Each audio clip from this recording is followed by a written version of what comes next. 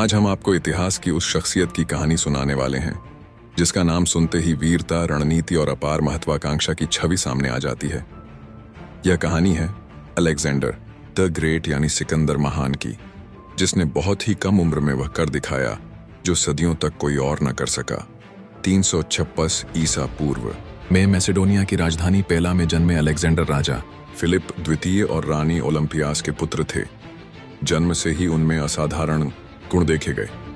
कहा जाता है कि उनकी मां उन्हें बताती थीं कि वे देवताओं की विशेष कृपा से जन्मे हैं। बचपन से ही उनमें जीतने का जुनून और असंभव को संभव बनाने की जिद दिखाई देती थी। अलेक्जेंडर की शिक्षा दीक्षा किसी सामान्य गुरु के पास नहीं हुई थी। उनके गुरु थे महान दार्शनिक अरिस्टोटल। अरस्तु ने उन्हें केवल युद्ध नीति ही नहीं बल्कि दर्शन, विज्ञान, चिकित्सा और राजनीति का गहरा ज्ञान दिया। यही कारण था कि अलेक्जेंडर केवल तलवार चलाने वाले योद्धा ही नहीं बल्कि गहन सोच रखने वाले रणनीतिकार भी बने। कम उम्र में ही उन्होंने घुड़सवारी का कौशल ऐसा सीखा कि कोई उन्हें टक्कर नहीं दे सकता था। उनकी पसंदीदा घोड़ी ब्यूसेफेलस थी, जिसके साथ उन्होंने अनेक युद्ध लड़े। यह घोड़ी इतनी वफादार थी कि मृत्यु तक अलेक्जेंडर का साथ देती रही। 336 ईसा पूर्व में जब उनके पिता राजा फिलिप की हत्या हुई, तब मात्र 20 वर्ष की आयु में अलेक्जेंडर मैसेडोनिया के राजा बने।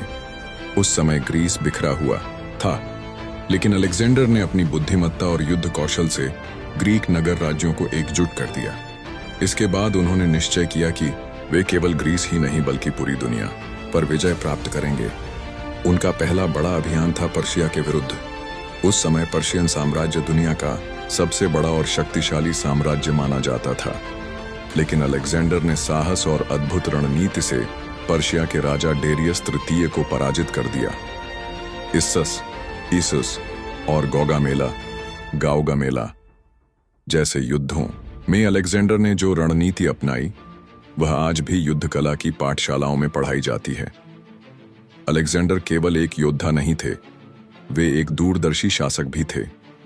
वे जिस भूमि को जीतते वहां के रीति रिवाज और संस्कृति का सम्मान करते।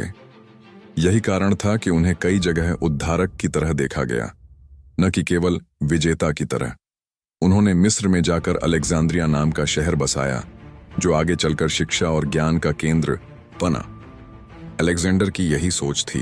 वे केवल साम्राज्य नहीं बल्कि एक ऐसी दुनिया बनाना चाहते थे जहां विभिन्न संस्कृतियां मिलकर रहें। भारत की ओर बढ़ते हुए अलेक्जेंडर ने कई कठिन लड़ाइयां लड़ी।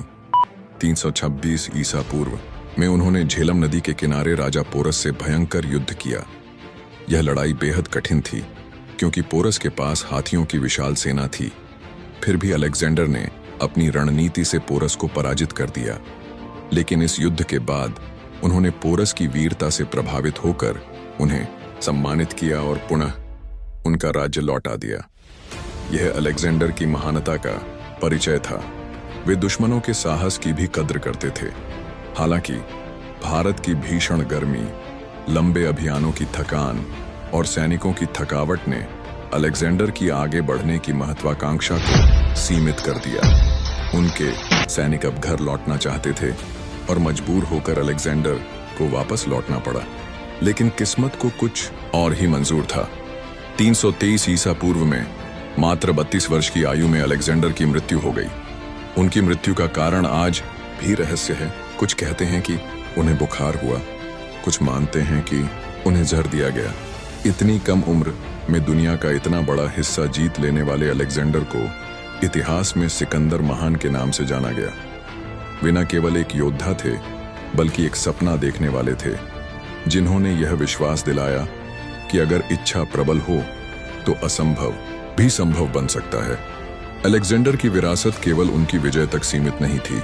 उनके द्वारा बसाए गए नगर, उनकी रणनीतियां और उनकी दूरदर्शी सोच ने दुनिया को गहराई से प्रभावित किया।